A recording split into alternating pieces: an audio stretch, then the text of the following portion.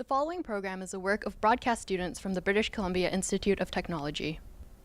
BCIT Magazine features news stories from around the Lower Mainland over the past week. Responsibility for the content of the show rests completely with the students and their BCIT instructors.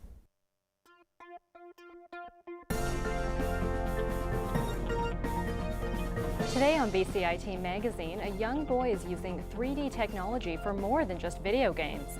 A specialized school has a unique approach to overcome learning disabilities. And we get ready for summer with some great barbecue tips.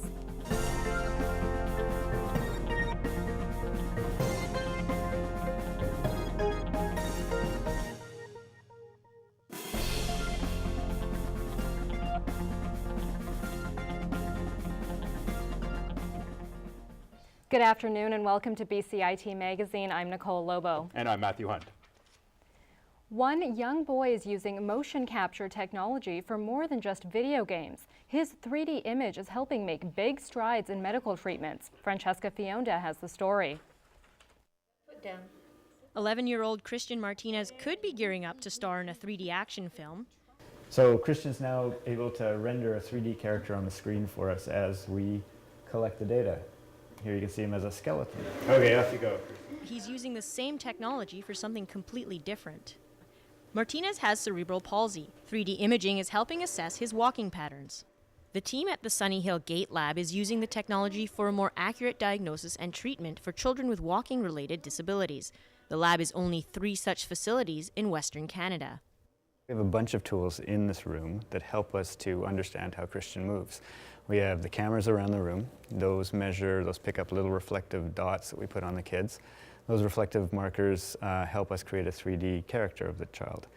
These 3D characters are very similar to what they use in the video game industry. Black works with Dr. Richard Beauchamp to create the best possible treatment plan for Martinez. Does that look better? That looks better, hey? Oh, I think it's just opening a whole new sort of maze of new procedures that can be looked at. New applications of the technology are already being used at BCIT to teach radiation therapy. So what makes this very unique is that we can actually see this virtual simulation in 3 dimensions. So the glasses will only be if we want to, teach in the 3D mode. The system helps students learn radiation therapy techniques in a safe and calm setting. For teaching, it's really great because you can learn all the anatomical landmarks. They can see exactly what's going on inside the patient as well. Do a dance for us. Back at the Gate Lab, 3D technology has already helped Martinez put a spin back in his dance moves. Don't go down. Cool. Francesca Fionda in Vancouver for BCIT Magazine. A local private school is using specialized teaching methods for children with learning disabilities. The education techniques are based on the belief that with proper training, a child's brain can actually grow stronger. Amber Rockcliffe has more. Jake Dyson is your average fun-loving teenager. But before he went to Vancouver's Eton Aerosmith School, life as a student wasn't easy. I was really struggling with schoolwork. I'd have to study twice as much as everyone else, so it was kind of tough. I think I would have lost hope on learning, and I would have found it really difficult to just go through every day just trying to do your schoolwork. All students at Jake's school are overcoming learning disabilities or attention difficulties. Students' ages range from 6 to 18. They're strengthening the cognitive connections in their brain so that when they transfer back to more typical schools after about 3 to 4 years with us, they're not needing extra assistance in school. They're actually on par with their peers in terms of learning. 36 to 34. Often they'll come in, even though their families and their teachers and anyone who's worked with them in the past know that they're intelligent people, they're really starting to doubt that. And so it really does take a toll on them emotionally. The brain that you're born with doesn't necessarily have to stay that way. That it's a term called neuroplasticity, which means the brain has the ability to change throughout the course of life. We used to think that the brain could only change when you're young, and then it was kind of fixed after that, and you kind of had to deal with the cards you were dealt, so to speak. You don't know what's been. Many parents make great financial sacrifices to send their children here, But staff say the changes they see in their students' self-esteem can be remarkable. I've definitely grown in confidence, and I find things a lot easier to pick up on now, whereas at school would be a lot harder. I definitely find it a lot easier going back to school now that I've done the program. Students in the school are united in the belief that their brains can grow and change. Amber Rockcliffe in Vancouver for BCIT Magazine. Some BC students are getting a start on their post-secondary education while still attending high school. As Kaylee Miller explains, a unique program is awarding college and high school credits at the same time. Who has always loved working with her hands. Doing like the tech courses since grade 6, and I just loved the carpentry, loved working with wood, building things, so I just got more into it as the years went on. This isn't your typical classroom or course load. These students are starting college while still in high school.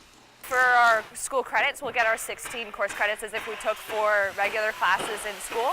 And this also means that we'll get our credits in BCIT. They do actually the program for a full semester. 6 weeks of that they attend at BCIT. So our partner is BCIT, been fabulous with us.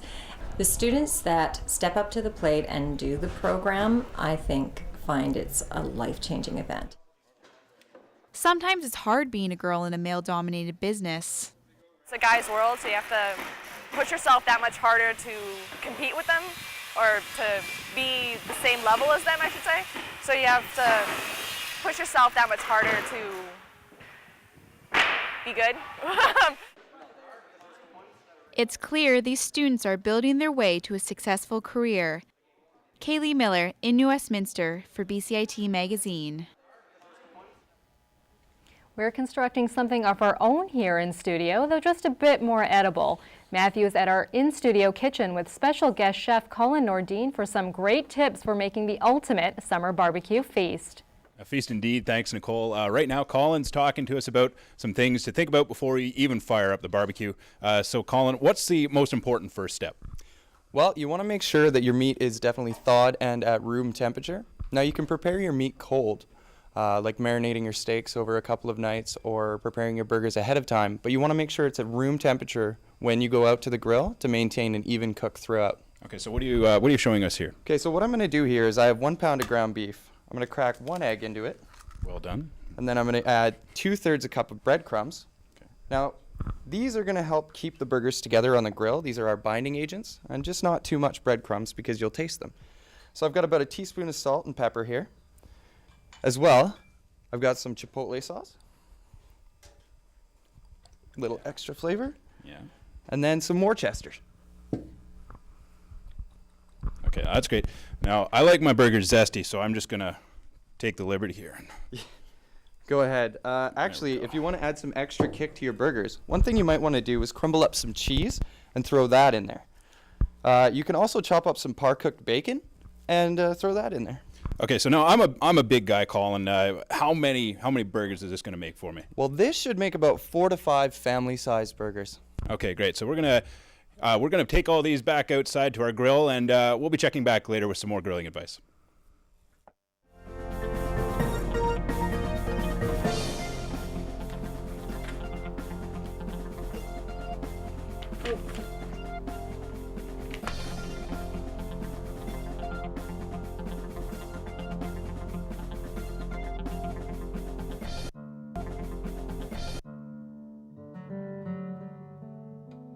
They say if you want a wish to come true, never tell anyone. But there is one wish that can make the difference between life and death. And this wish can only come true if you tell someone. Please, let your family know you want to be an organ donor.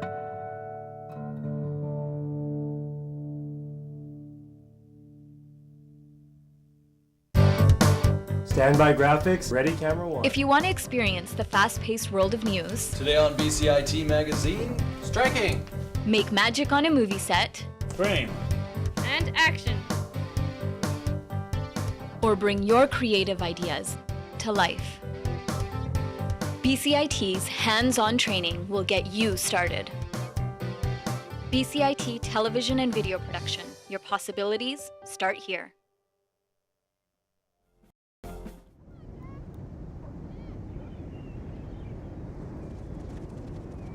This is me. And my mom and dad. And my big brother Alex. And Jack.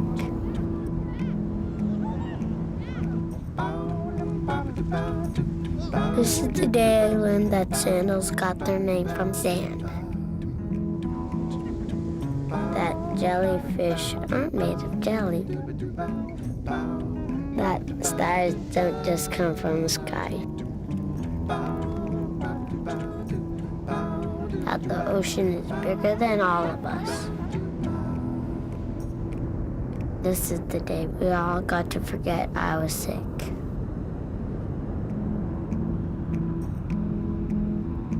This was my wish.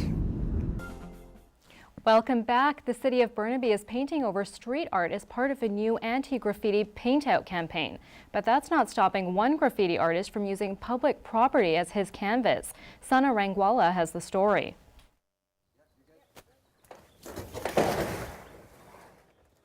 Venom, who is asked to be named only by his graffiti tag, has been painting on walls ever since he could hold a crayon. So when told about the city of Burnaby's latest effort to crack down on vandals who graffiti on public property, he says it's a bad idea. When the city paints over, they just buff the whole wall, like they paint it completely white. And it just looks like a dead wall. To prove his point, he's going to his regular wall to paint his Venom tag, like he'd do anyway. They're just painting new canvases for us to paint on. Of course it's a crime, but people, like, that's the whole part of taking the risk, right? You get a rush from like, oh, I'm gonna get caught.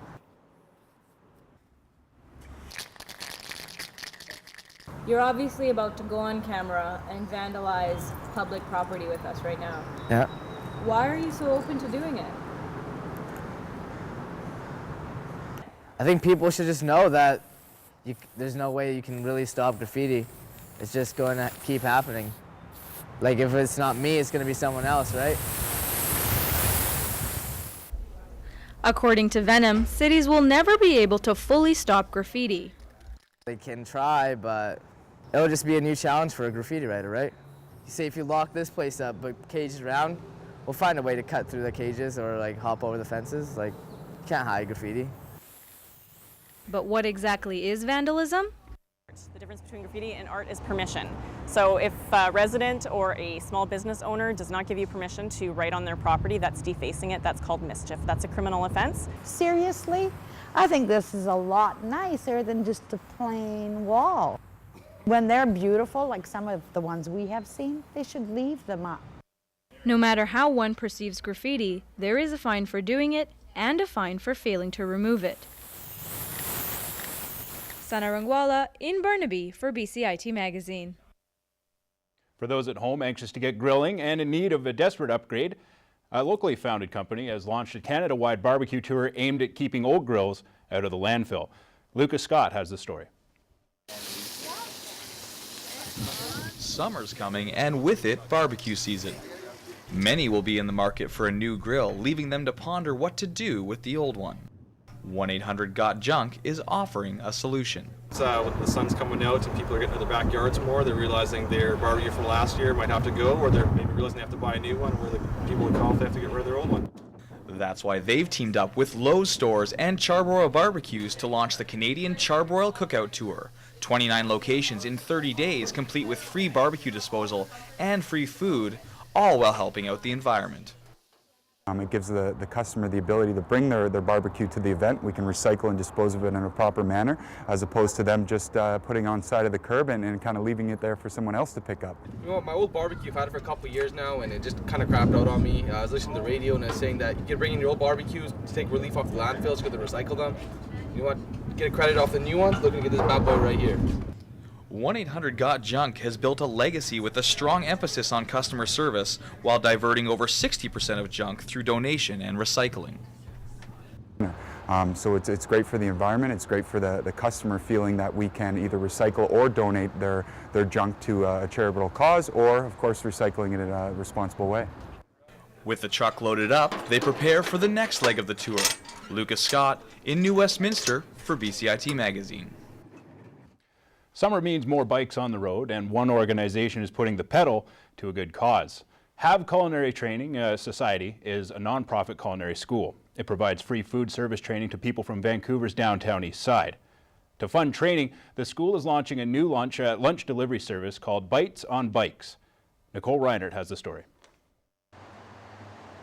The Have Culinary Training Society is tackling unemployment one sandwich at a time. Their newest venture is Bites on Bikes. Gourmet sandwiches are prepared, boxed, and delivered on an electric bike.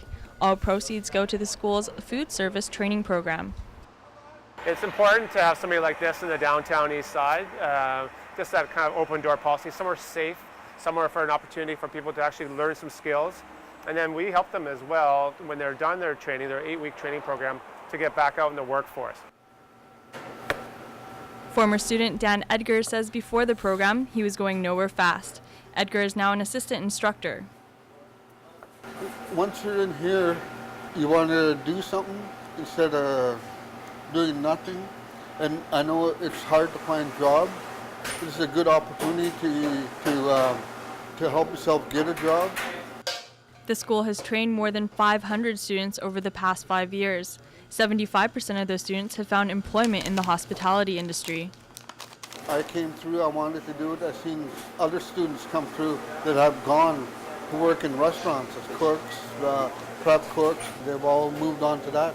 Have is partnering with Shift, an electric cargo bike delivery company, to deliver the sandwiches. Co-founder Kevin Cooper says it's a natural partnership. Bites on Bikes is an amazing partnership between Shift and the Have Cafe. One of the founding principles of Shift is to provide meaningful employment for young people in the green economy. Have hopes to expand Bites on Bikes to other cities in the Lower Mainland in the near future. Nicole Reiner in Vancouver for BCIT Magazine.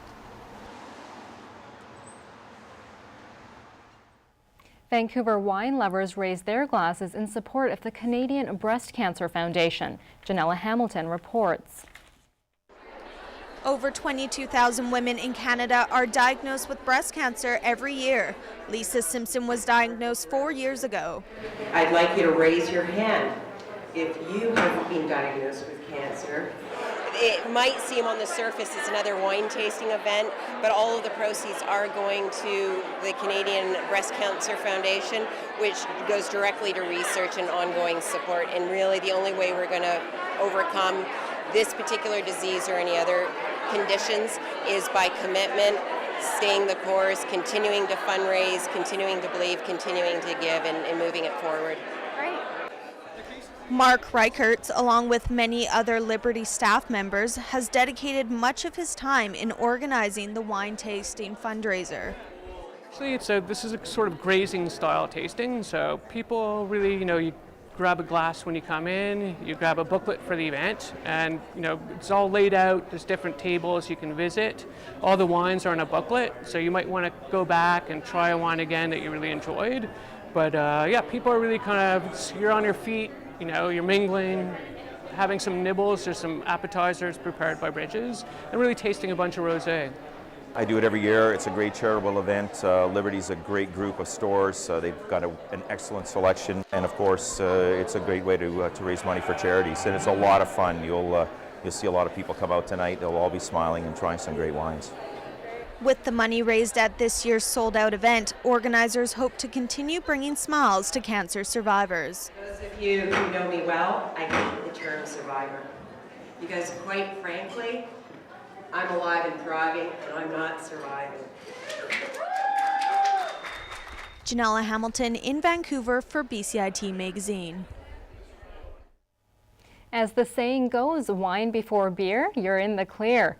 With Vancouver Craft Beer Week kicking off this weekend, I'm joined by organizer Chris Biersgaard in studio. He's going to help us pick the perfect beer for our burgers. Thanks so much for joining us, Chris. Thanks for having me. So what are some basic things people need to know when ordering beer? Well, I'd say the first and foremost is, pick the beer for the appropriate situation.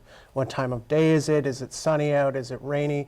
Temperature, weather, all this stuff will affect your beer choice. Secondly, if the beer is, once you've gotten the beer, if it's like bubbles are coming up the side of the glass or something, then it's a dirty glass. And then also make sure that you have some head on the beer so the aromas can come through. Fantastic. And I see you've brought a featured beer here. Can you tell us a little bit about it? Yeah, absolutely. This is our official beer for Vancouver Craft Beer Week. It's a collaboration of 30 breweries from the province, brewed at Russell Brewing. And it's a Cascadian brown ale, so it's a traditional English brown ale using North American style hops, so it has a nice pine resin to it. And it's all the profits of this beer will be donated to the BC Farmland Defence League. Wonderful. And Chris, Craft Beer Week kicks off today, 9 days. What do people need to know?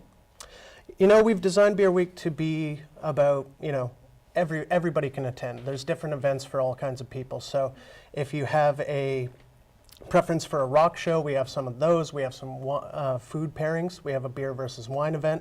So really all you need to do is just go to vancouvercraftbeerweek.com and check out what events are available and see what's your flavor. Well, you're definitely going to be a busy guy, and hopefully with the long weekend, people are going to head right over. So it'll be good. Absolutely. Coming up next on BCIT Magazine, we join Matthew and Colin at the grill.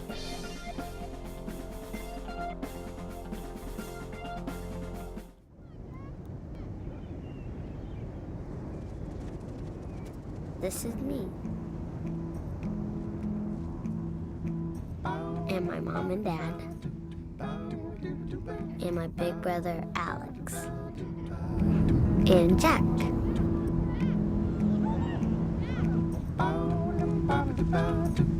This is the day I learned that sandals got their name from sand.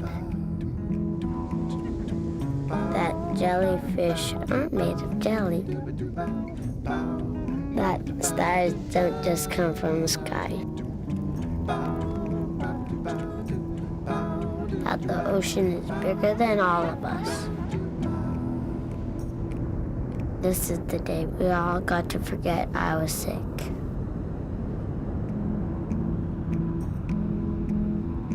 This was my wish.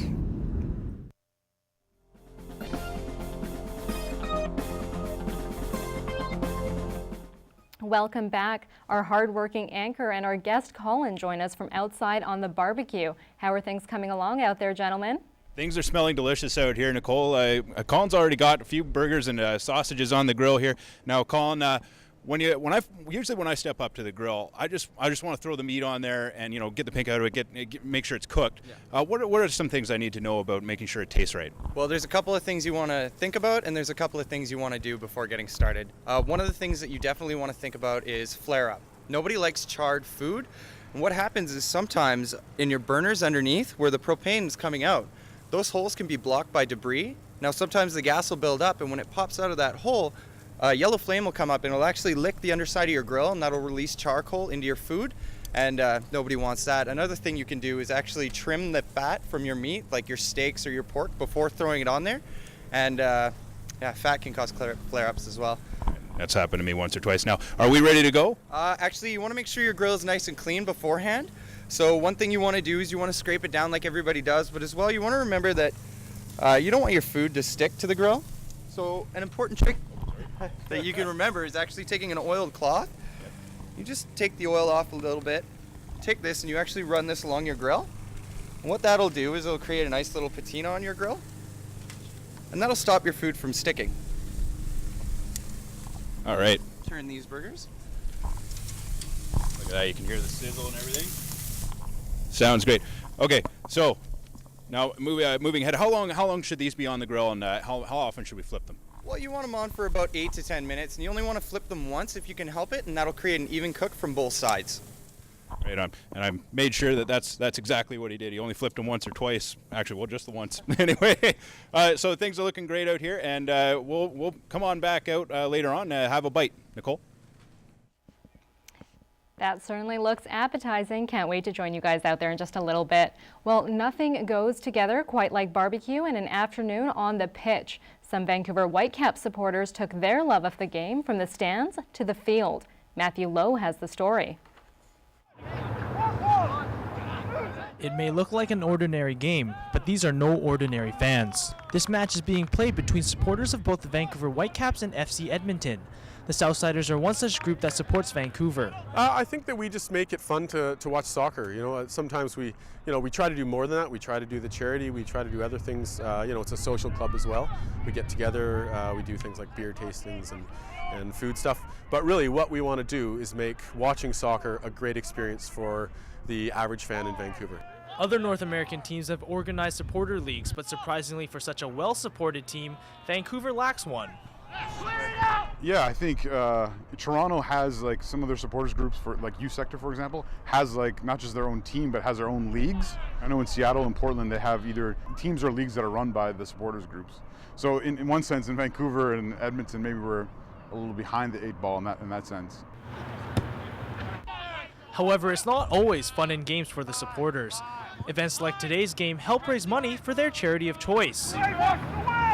Of all the charities that we looked at, the Vancouver Street Soccer was the one that fit with the club, obviously soccer, and very topical to Vancouver. It's a great organization that does a lot of great work in the community. So everything that we've done in the last, I guess it would be about 6 months to go towards charity has been raised to help them out.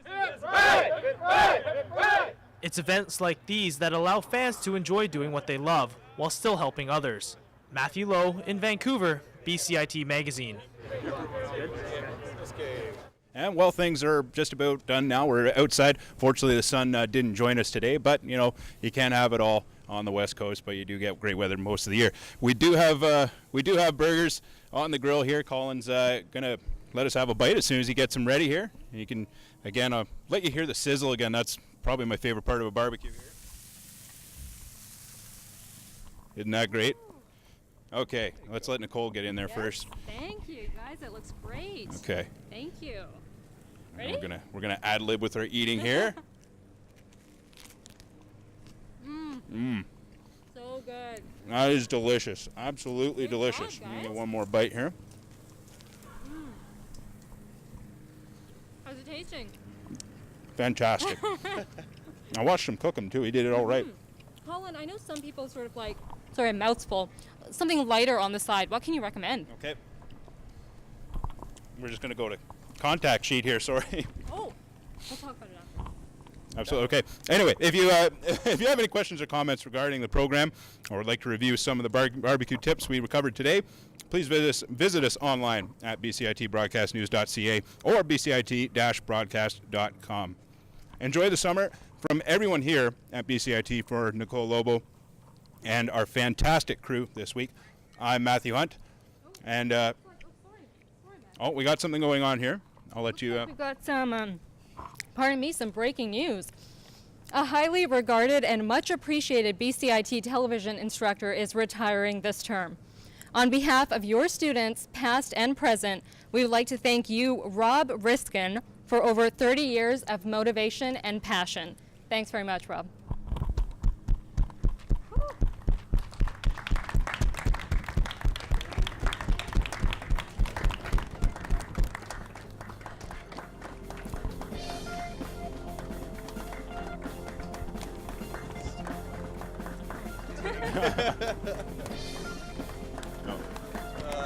Awesome.